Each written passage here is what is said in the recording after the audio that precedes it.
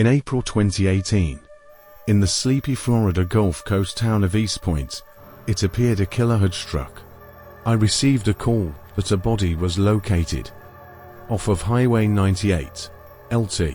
Ronnie Jones, from the Franklin County Sheriff's Office, told 48 Hours correspondent Peter Van Sant. Badly beaten and with no identification, the woman became a Jane Doe. Her killer's identity was also a mystery. What you worrying about then is, are they loose in our community? Said Jones. What type of individual am I dealing with, or individuals? Less than 24 hours later, Jones received a call about another crime scene at the nearby Sportsman's Lodge Motel. As investigators worked to see if the two were connected, they learned that the woman's unconventional relationship held the answers. For Franklin County Assistant Prosecutor Jared Patterson, the sleepy Gulf Coast town of Apalachicola and surrounding countryside are among the last remnants of a bygone era. Jared Patterson said, "Apalachicola, Florida, is a wonderful small place. It certainly still harkens back to a time before there was condos on every inch of the beach, before there were high-rises. We referred to here, the counties along this area of the coast, as the Forgotten Coast. But when a couple heading to a nearby fishing pond discovered Aileen Seiden's battered body on April 23, 2018, Patterson wondered what had brought a killer to Florida's Forgotten Coast. Jared Patterson said, "The horror that it really was, it absolutely shocked people." Ronnie Jones said, "It looked like someone was in a hurry. Whoever it was dumped the body and took off." Lead investigator LT.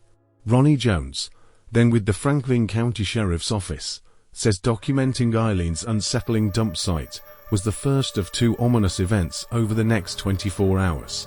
He was soon dispatched to the second crime scene at the Sportsman's Lodge Motel, and a bloody spectacle inside room 15. Peter Van Sant inside the motel room. "So, what's it like for you to be back in here?" Ronnie Jones said, "UH brings back some pretty bad memories." Jones' memories live in stark contrast to the tree-shaded grounds of the otherwise peaceful motel. The horror inside room 15. Ronnie Jones said, "As soon as I came in, I noticed the bed. I mean, you couldn't miss it. I mean, this whole area was covered and had blood stains on it." Peter Van Sant said, "And when you saw that kind of blood loss, what did that tell you?"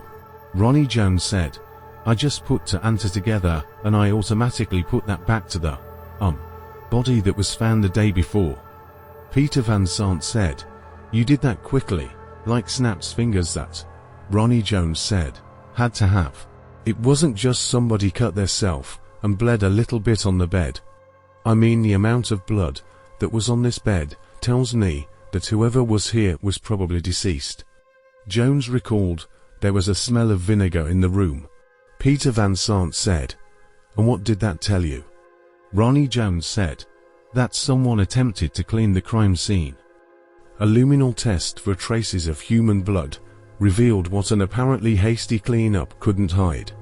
Ronnie Jones said, "The whole entire bathroom lit up." Peter Van Sant said, "So, that was the scene of perhaps some of her most vicious attacks, was inside that bathroom." "Yes, and Jones says the shower curtain rod was a possible weapon. On the rod was located a palm print and also blood." Peter Van Sant said, "And that's significant evidence, right?" Ronnie Jones said, "That's right. Testing would soon confirm that it was Eileen's blood in the motel room." Now came the gut-wrenching duty to notify Eileen's sister, Francesca Seiden. Francesca Seiden said, "He said my sister was murdered. I don't know, what do you do? You look for support. That's all I could do. I didn't understand why, it was given to me, again, to handle another loss." While growing up in Miami, then 16-year-old Francesca and 9-year-old Aileen faced their first tragedy when their beloved mother, Martha, passed away from cancer. Peter Van Sant said, "How did the two of you deal with this?" Francesca Seiden said, We didn't talk about it. Because it was so fast. 6 years later, their father Frank, a successful furniture manufacturer, who Francesca says shared a special bond with Aileen, suddenly died from a heart attack. It left Aileen, then 14, an orphan, and 22-year-old Francesca, with a decision to make. Francesca Seiden said, "I signed the papers, and I became her legal guardian." Peter Van Sant said, "And what did that mean? What were your responsibilities?" Francesca Seiden said, "I became a parent. I had to take her to school. I had to pick her up from school. I had to finish my own school. I was working. I didn't have time to grieve. And I don't think that she did either." 7 years later, Francesca moved to Los Angeles on her own. That's when she says Aileen, by then in her 20s, began grieving their parents. Francesca Seiden said, "She started to think a lot. She became more sensitive." Ali said, "Something like losing her parents has long-lasting effects throughout your life." And it's obvious that it did. Eileen's best friend, not wanting her name associated with this case, has asked 48 Hours to refer to her as Ali. She remembers a strong and determined Aileen making it on her own in Miami. Ali said, "She worked as a property manager. She lived in a great apartment, you know, she paid her own rent. She made her bills. She was very independent." Francesca saw that independence firsthand when Aileen made an extended visit to LA in 2016. Peter Van Sant said, "Looking back, do you wish she had stayed with you?" Francesca Seiden said, 100%. Because whatever happened when she went back to Miami is when she reconnected with Zach. Zach was Zachary Abel, who Aileen had known since they were teenagers. Ali said, "I'm not sure if he had the best reputation in high school. At first, she wasn't really sure about him. But years later, she and Abel started dating." Ali said, "I think in the beginning Aileen found Zach fun, but I think it changed pretty quickly." Investigators in Franklin County would soon learn all about Zach Abel. They discovered that Zach, Aileen and another woman named Christina Arroyo had all been seen in the Apalachicola area. Detectives also learned the three shared a room at the Sportsman's Lodge Motel, room 15. Jard Patterson said, "We needed to know what happened inside that hotel room outside of 3 people entered and came out carrying a body." An unconventional proposal. Off the coast of Fort Lauderdale, Florida, Captain Mike Picarvet set sail on his 50-foot boat. Mike Picarvet on his boat said, "It's kind of weird, trying to remember any good times. There just weren't. There was always some issue." Back in 2018, Picarvet would play a central role in Aileen Seiden's murder investigation. He knew Aileen and her boyfriend Zach Abel well. Mike Picarvet said, "Zach is just, very entertaining. He's very extroverted." Picarvet had met Abel by chance at a bar about 7 years earlier. Mike Picarvet said, "He came up to me at Duffy's and said, 'Hey, I like your shirt,' and I'm like, 'Okay.'" Mike Picarvet said, "And then, Christina came up." Christina Arroyo, Abel's girlfriend at the time. The two had been dating for about 4 years. Picarvet says Arroyo immediately started boasting about her powerful father. Mike Picarvet said, "Right out of the gate," she said, "Oh, yeah, my dad's a major with the Palm Beach County Sheriff's Department. And if we ever get into any trouble with the law, he can take care of it." And I was like, "What? Who says that?" Despite their odd first meeting, Picarvet says he began hanging out with the couple. What followed were years of wild nights, wild parties, and lots of heavy drinking. Mike Picarvet said, "That was their go-to thing. Okay, we've got to do shots of this, shots of this." But Picarvet says there was an interesting power dynamic in the couple's relationship with Arroyo, who is 8 years older than Abel, calling the shots. Mike Picarvet said, "She was very controlling and very directing. He would follow her lead with stuff." One day in 2016, Abel stopped by Picavette's boat, but not with Arroyo. Instead, Abel introduced Picavette to Aileen Seiden. Picavette could tell Abel now had two women in his life. Mike Picavette said, "It was the weirdest thing. If your relationship's not working, just end it and move on."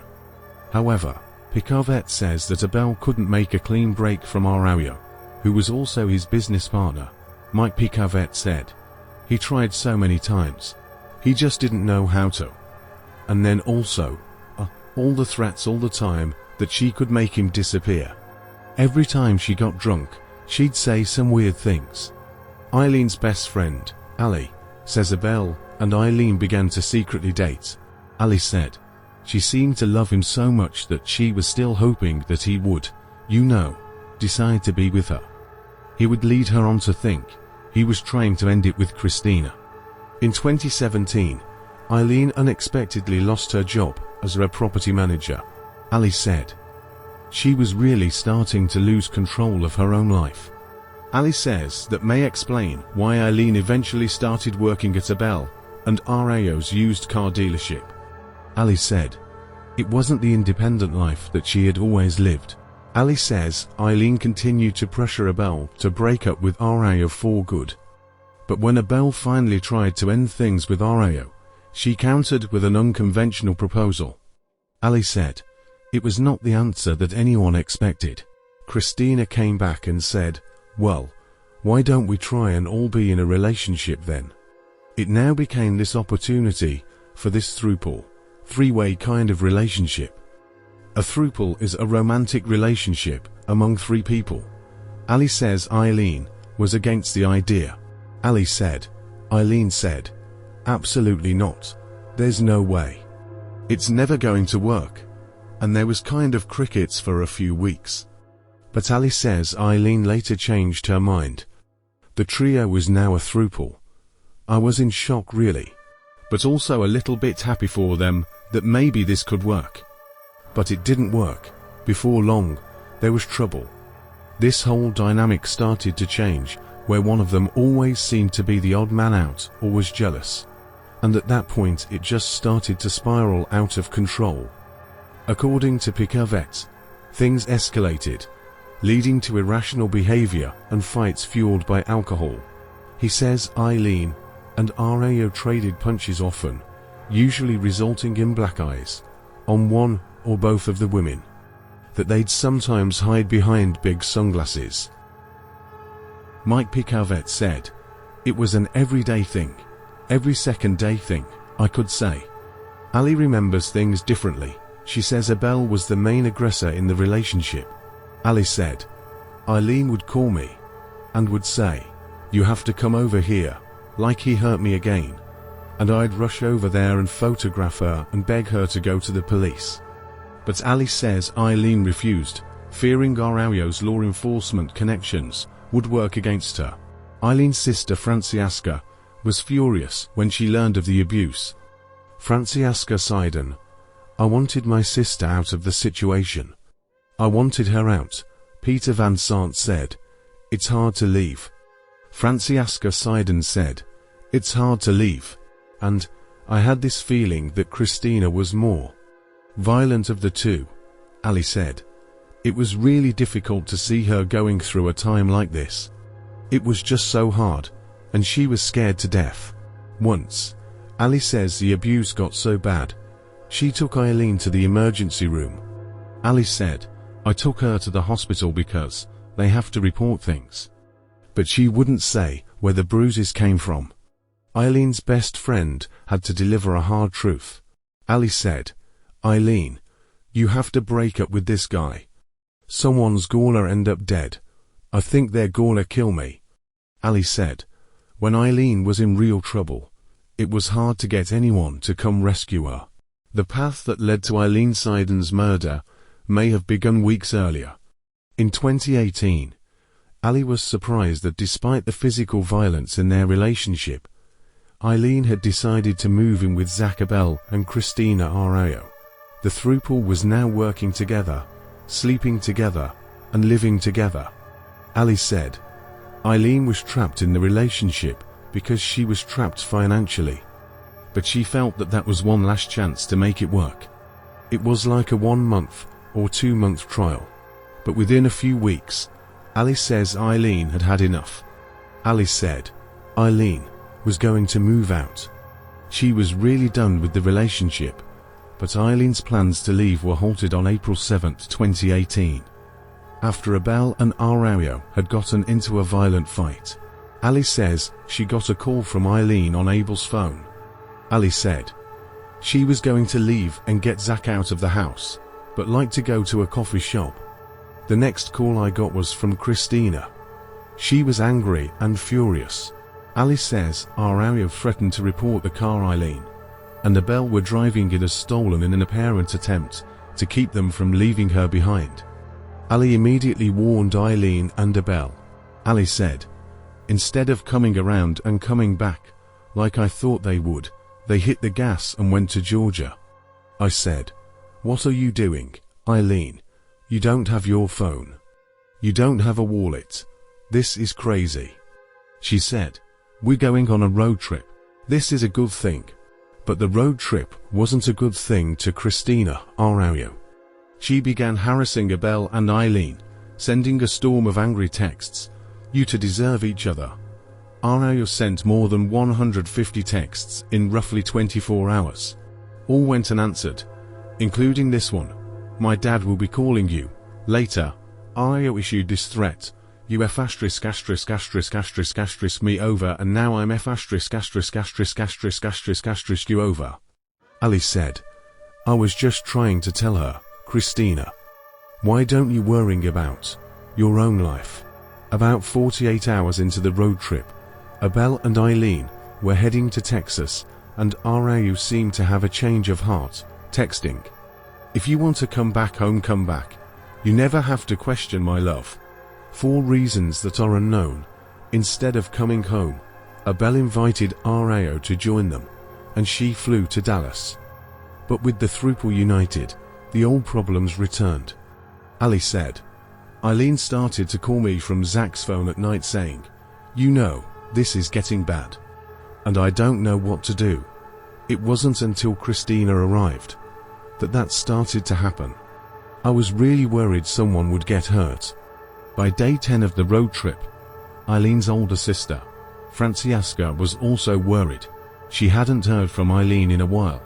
When the trio stopped in New Orleans, Aileen finally called Francesca and shared an alarming suspicion.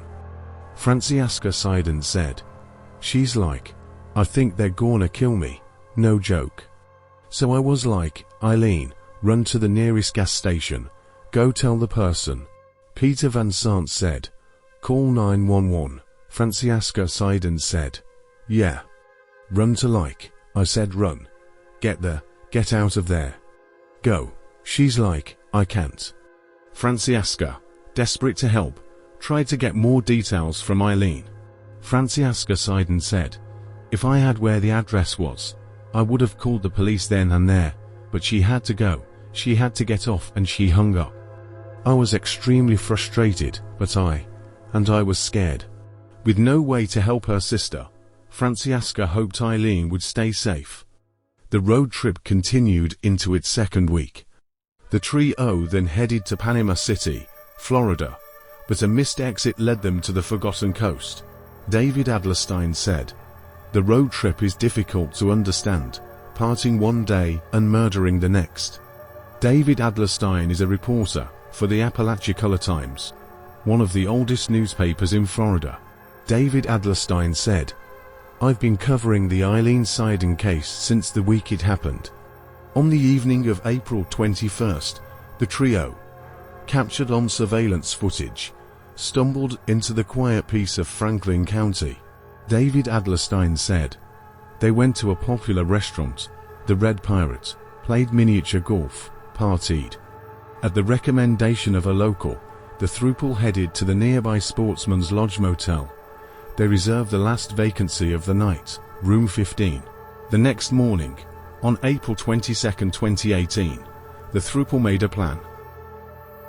David Adlerstein said, they decided they'd spend another day there, not get back on the road, and make it a party. So they got up in the morning and went to the liquor store. Here they are in a screenshot from the store's surveillance footage. While there, the trio purchased large bottles of vodka and Fireball whiskey. David Adlerstein said, "When I went to investigate their path that day and went to the liquor store, the clerk, she pointed out that the Fireball that they bought was the largest bottle you could buy. And this is just the three of them." The throuple then returned to the Sportsman's Lodge Motel. Ali said, "I don't think Aileen was having fun. I think she was just trying to maybe get by and stay alive." Ali says she spoke to Aileen that day. Aileen said, "I need to leave him. I'm telling you. I'm like a sex slave. He has this really scary look in his eye. It's very scary. It's different." And she said, "I need your help."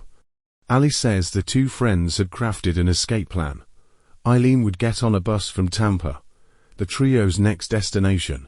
I bought her a Greyhound ticket because she didn't have a wallet.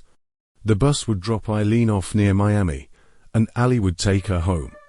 Aileen just needed to get on that bus, and she'd be safe. And then, I never heard back. I never heard anything after that. The next night, hundreds of miles away in Fort Lauderdale, Mike Picavet was home and alone. There was a knock at the door. It was Christina Araujo and Zach Abel. Mike Picavet said, "I was like, okay, where's Aileen?" And right away, Christina says, "Oh, she ran away." And I said, "Balls asterisk asterisk asterisk," I said, "Where is she?" And Zach right away started to choke up, and he said, "She's dead." The news was shocking enough, but Picavet says, once Araujo was out of earshot, Abel told him what happened. Mike Picavet said, he said that Christina killed her. He woke up. She was dead next to him. And, he tried to give her CPR, then, wanted to call 911. Christina said no and told him, "You can't call 911. For some reason, he kept on saying he had to protect Christina. And I'm like, what do you gotta protect her for? Picavet says he wanted to protect both of his friends.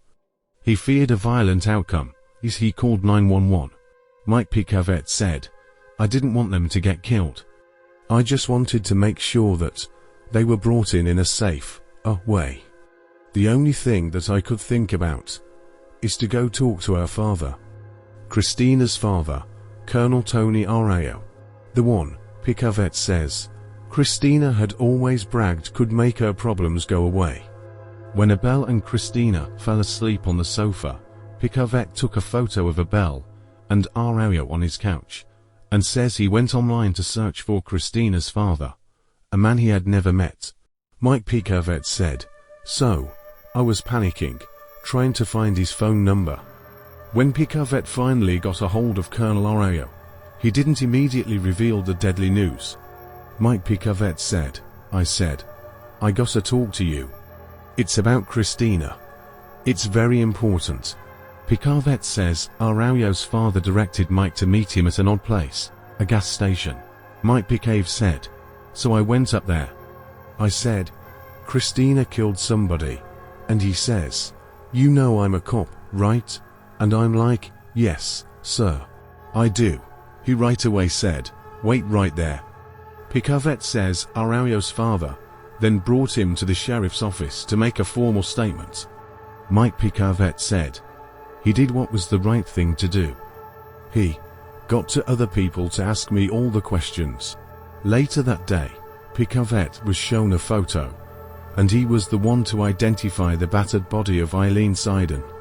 With that confirmation, police descended on Picavet's home as Abel and Araujo were about to leave. They were arrested and brought back to Franklin County. The pair was later charged with first-degree murder. It would take almost 6 years before they would face a jury. And by then, only one of them would stand trial. What happened inside room 15? For almost 6 years, Francesca Seiden lived in agonizing limbo as her sister Eileen's case, complicated by having to defendants, faced delay after frustrating delay. Francesca Seiden, crying you're healing. You're doing the things that you need to heal, and then you're stopped. And now you're gonna get ready for this big moment.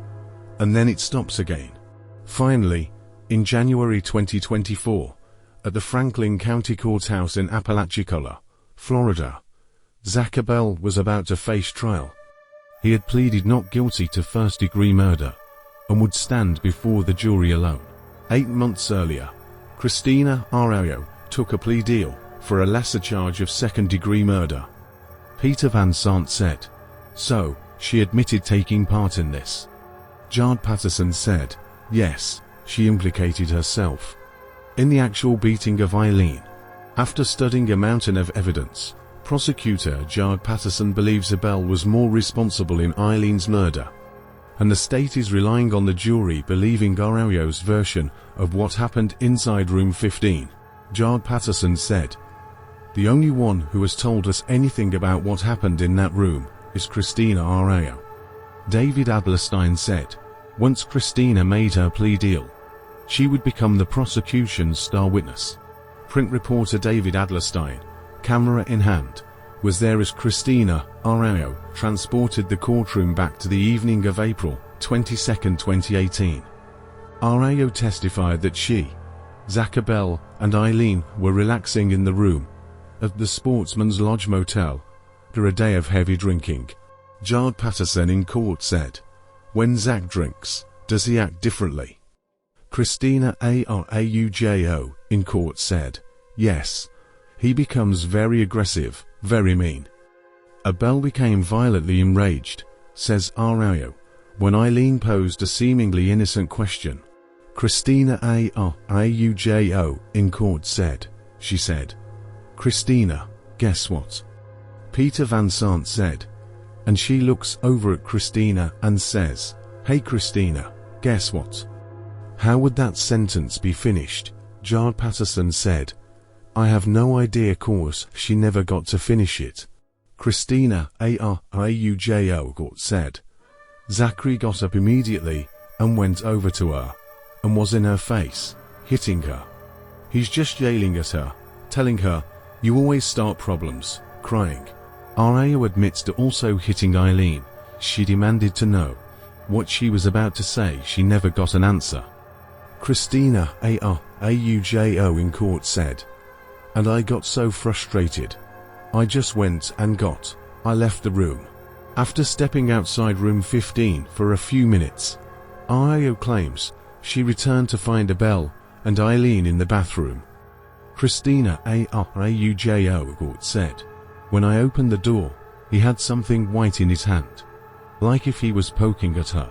Jard Patterson said, "The medical examiner was able to identify small circular bruising to the body of Aileen that could be consistent with a shower curtain rod, like the shower curtain rod investigators recovered that had palm print impressions in Eileen's blood." Peter Van Sant said, "Whose palm was it?" Jard Patterson said, "The palm print belonged to Zach Abel. The assault continued near the bed," says Arroyo, where she says Abel reached for his wooden walking stick. Christina Araujo in court said, "He hits her several times with it. When he hit her in the back though, the stick broke." Jard Patterson said, "We had actually found pieces of that wooden stuff in the hotel room. We didn't realize the significance of it until we found the other piece in the vehicle that contained our victim's DNA." Arroyo says she watched in terror as Abel began using that stick to sexually assault Aileen. David Adlerstein said, "Christina's description of the crime was horrifying to listen to. Aileen clearly suffered a terrible death." Adlerstein recalls the medical examiner saying Eileen's injuries reminded him of those he had seen in motor vehicle crashes. David Adlerstein said, "As a reporter, I try very hard to not be emotional. I distinctly remember fighting back tears." Arroyo claims she eventually put herself between Abel and Aileen, and the attack finally stopped. Aileen was badly beaten, but still alive, she says, and the exhausted trio just fell asleep. Christina Araujo in court said, "I didn't think she was gonna die from it. Arao claims it wasn't until she woke up the next morning that she realized Aileen was dead. She says she only participated in the cover-up out of fear of what Abel might do to her. David Adlerstein said, "She seemed to me genuinely remorseful." Others had different opinions. Peter Van Sant said, "Who is Christina Arao in your book?" Alex Morris said, "Manipulative, cunning, a chameleon. I think that there's evil in her." Alex Morris is Zach Abel's attorney. He says Christina Arao acted alone. Alex Morris said, "I believe that she is the murderer." Morris says, "It was Christina Arao who beat Aileen.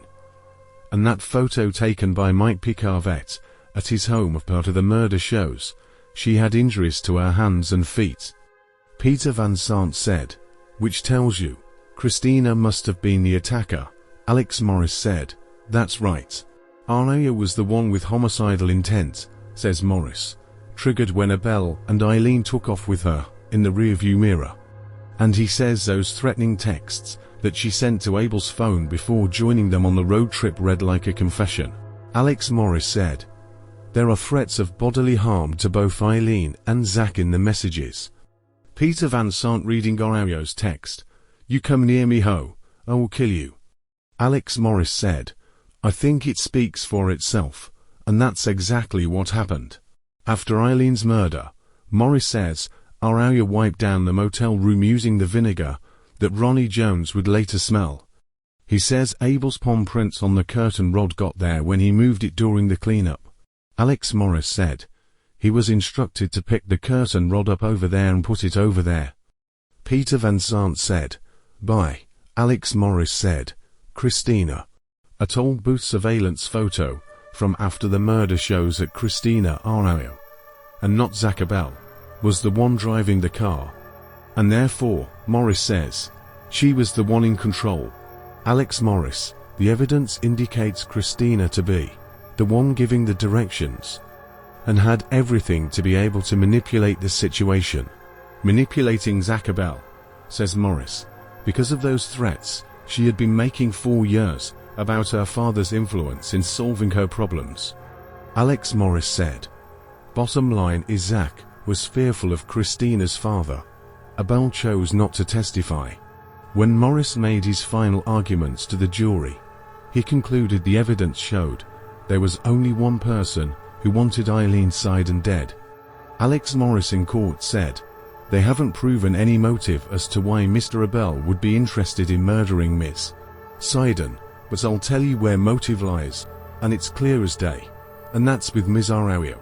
Alex Morris said, "The motive being, I want rid of the person who's taken my man." Peter Van Sant said, "So jealousy?" Alex Morris said, "Yes." In his closing, Patterson said Christina Arao already accepted her role in this crime. He asked the jury to hold Zach Abel accountable for his part by finding him guilty of murder. Jard Patterson in court said, "They lived together.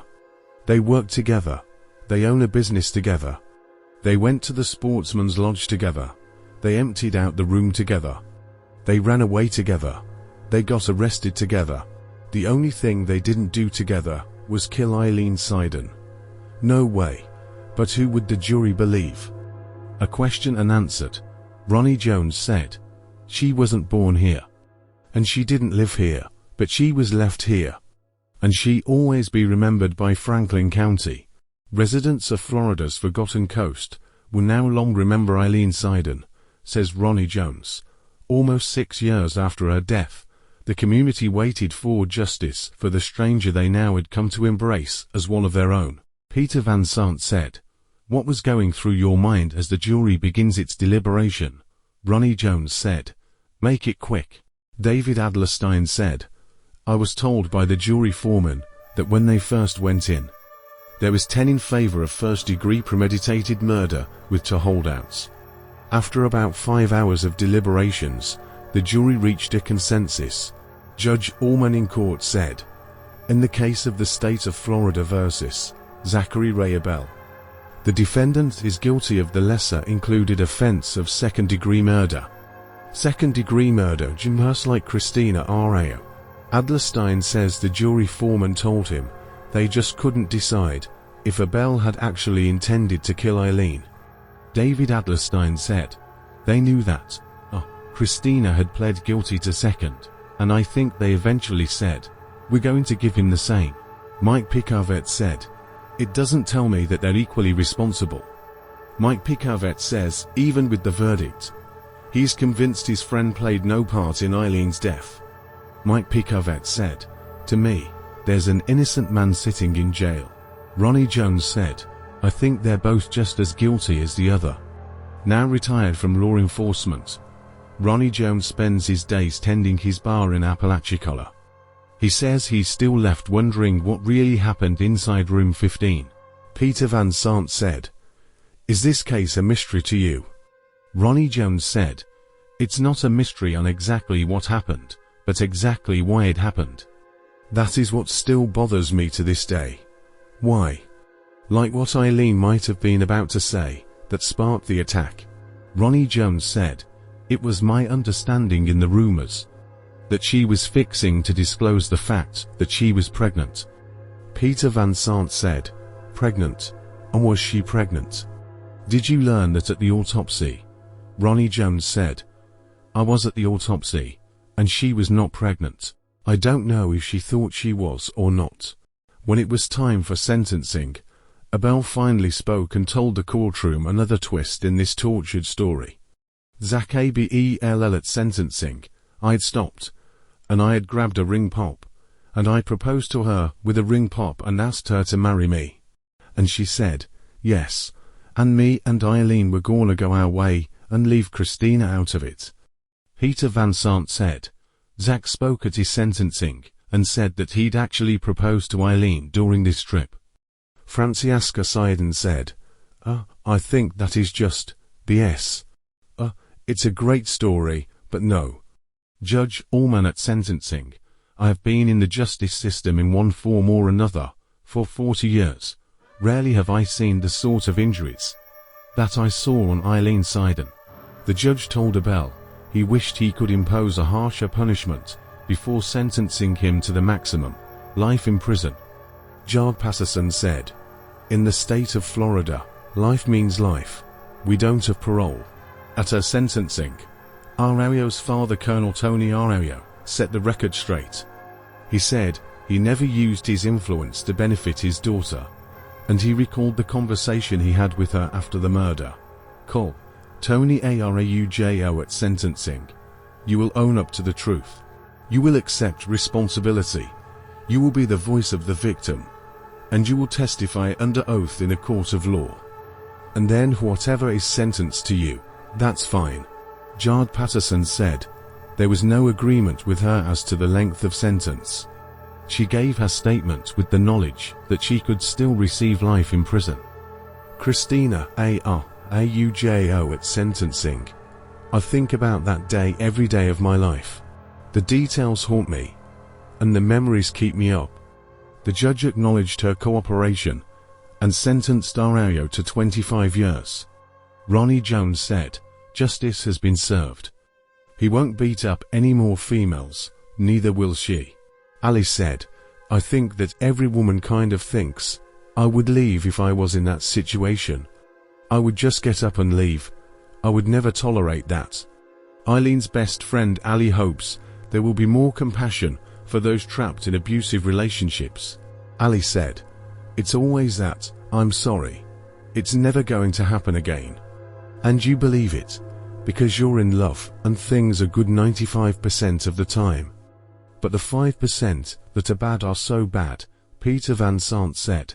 With your sister gone, how do you want her to be remembered?